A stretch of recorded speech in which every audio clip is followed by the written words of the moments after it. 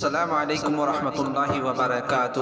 محترم ناظرین، یہ اللہ تعالیٰ کا بہت بڑا فضل و کرم ہوا کہ اللہ رب العزت نے ہمیں ایمان کی بہت بڑی دولت سے نوازا ہے۔ سب سے بڑی چیز ایمان ہے۔ ایمان کو بچا کے دنیا سے جانا ہے، رخصت ہونا ہے۔ لہذا ایمان کو باقی رکھنے کے لیے ہم اس پر عمل کریں، یعنی جو چیز اطیعوا اللہ اطیعوا الرسول، جو حضرت پیارے آقا حضرت محمد صلی اللہ علیہ وسلم نے جس چیز کو ہمیں عطا کیا ہے اسے لے لو، اور جس چیز سے ہمیں روک دیا گیا ہے اس سے رک جاؤ۔ یعنی آپ صلی اللہ علیہ وسلم نے شراب کو اللہ تعالیٰ نے حرام کر دیا گیا ہے۔ اس میں حرام کیا ہے اور حلال کیا ہے، علم کا رہنا بہت ضروری ہے، ورنہ اس کے نمازیں بھی نہیں ہوں گے، اس کے کوئی نیک کام قبول نہیں ہوگا۔ یعنی نماز کے اندر جو چیز کرتے ہیں اس کا جو ثواب ہے نہیں مل سکتا ہے۔ تو اللہ تعالیٰ نے مسلمانوں کو اسلامی ماحول میں زندگی گزارنے اور احکام الہی پر عمل کرنے کے لیے مدینہ کا سازگار ماحول عطا کیا تھا کہ زمانے جہالت کے تمام رسموں اور بری عادتوں کو ختم کرنے کے لیے اسلامی معاشرے کا عملی نمونہ دنیا کے سامنے آ جائے۔ ان کی سب سے بری عادت شراب نوشی تھی، یعنی جس کے پاس شراب ہوتا تھا وہ مالدار کہلایا جاتا تھا زمانے جہالت کے اندر۔ تو اس کی محبت عربوں کی گھٹی میں پڑی ہوئی تھی، چنانچہ شراب اور جوے کے بارے میں پہلا حکم 3 ہجری میں نازل ہوئی کہ اس میں بھلائی کے مقابلے میں برائی اور گناہ زیادہ ہے، حتیٰ کہ عقل و ہوش تک ختم کر دیتی ہے۔ چنانچہ بعض لوگوں نے اسے چھوڑ دیا۔ پھر دوسرا احکام نازل ہوا کہ شراب نوشی کی حالت میں نماز کے قریب بھی مت جاؤ۔ چنانچہ صحابہ کرام رضی اللہ تعالیٰ عنہ اجمعین نے اس کو ترک کر دیا ہے کہ جب نوشی کی حالت میں نماز نہیں پڑھ سکتے تو اب اس کو ہم نوش کر کے فائدہ نہیں ہے، اس سے بچنا ضروری ہے۔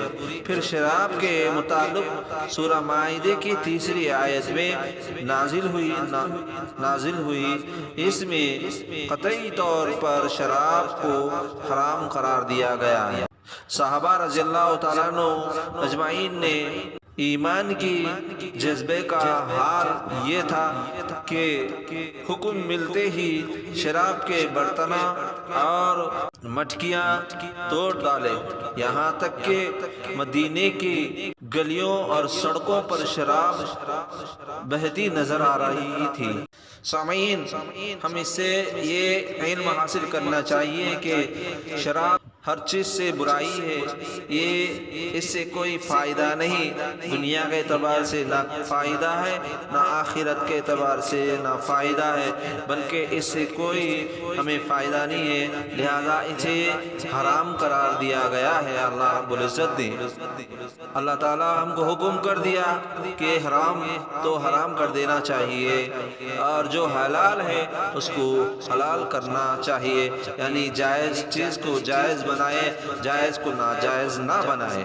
جب آپ صلی اللہ علیہ وسلم نے مکے کے اندر لوگوں میں دین کی دعوت، یعنی ایک اللہ کی دعوت، توحید کی دعوت اگر دیتے تو لوگ آپ صلی اللہ علیہ وسلم کو، کفار مکے کے لوگ آپ صلی اللہ علیہ وسلم کو تکلیف دیتے تھے، جیسا کہ ہر دور کے لوگوں نے اپنے زمانے کے نبی کا انکار کیا اور ان کے ساتھ برا سلوک بھی کیا، ایسا ہی بلکہ اس سے بھی زیادہ برا سلوک نبی کریم صلی اللہ علیہ وسلم کے ساتھ کفار مکہ نے کیا، چنانچہ حضور اقدس صلی اللہ علیہ وسلم کا یہ ارشاد ہے، تمام نبیوں میں سب سے زیادہ ستایا گیا ہوں، میرے صاحبزادیوں کو طلاق دیا گیا ہے، پھر بھی اللہ اور اس کے دین کی خاطر میں نے صبر کرتا گیا ہوں۔ سامعین و ناظرین، کفار مکہ نے آپ صلی اللہ علیہ وسلم کو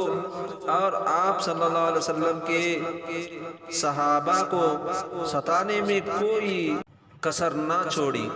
کوئی آپ صلی اللہ علیہ وسلم کے راستے میں کانٹے بچھاتے تھے، کوئی آپ صلی اللہ علیہ وسلم کا مذاق اڑاتے تھے، کوئی پاگل کہتے تھے، کوئی دیوانہ کہتا تھا، کوئی مجنون کہتا تھا، اور آپ صلی اللہ علیہ وسلم نے نماز کی حالت میں آپ صلی اللہ علیہ وسلم کے جسم مبارک پر اونٹنی کی اوجاڑی ڈالی جاتی تھی۔